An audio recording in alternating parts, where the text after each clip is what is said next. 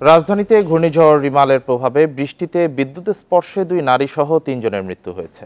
সোমবার রাতে খিলগাঁও এবং যাত্রাবাড়ি এলাকায় প্রাণহানির ঘটনা ঘটে। নগদে 500 টাকা বা তার বেশি পেমেন্টে পেতে পারেন ঢাকায় জমিসহ 20 কোটি টাকার পুরস্কার।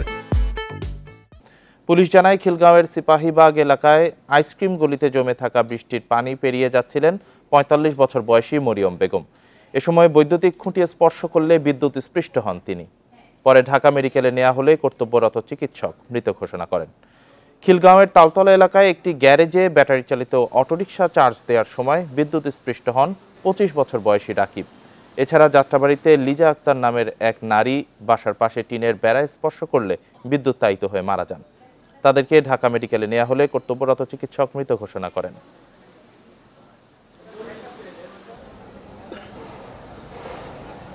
পানি জমে থাকায় উনি হয়তো যে একটা পিলারের কাছে যাচ্ছিলেন, ওই পিলারে বিদ্যুৎ স্পৃষ্ট হয়ে উনি মারা যান।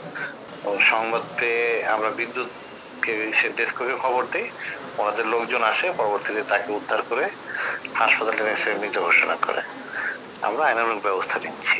999 কল করছি, পরে আধা ঘন্টার ভিতর কোনো রেসপন্স ছিল না, কিছু না। তারপরে ওই জায়গার লোকেরা ধরে আর কি একটু সাইডে নিয়েছে, পরে আমরা হসপিটাল নিয়ে আসতে যা খিদমার পরে মারা গেছে।